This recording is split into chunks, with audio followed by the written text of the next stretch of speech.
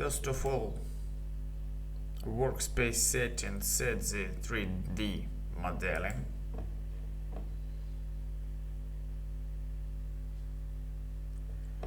Next step, from the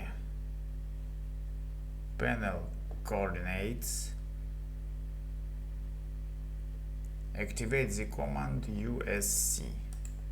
Next step, move the cursor and set the new 0 point for coordinate system, maybe something here, and specify point on x-axis and XY plane.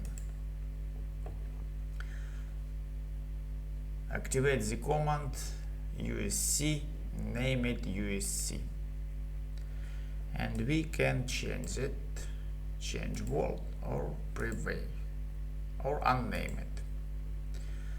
Little about UCS Manager.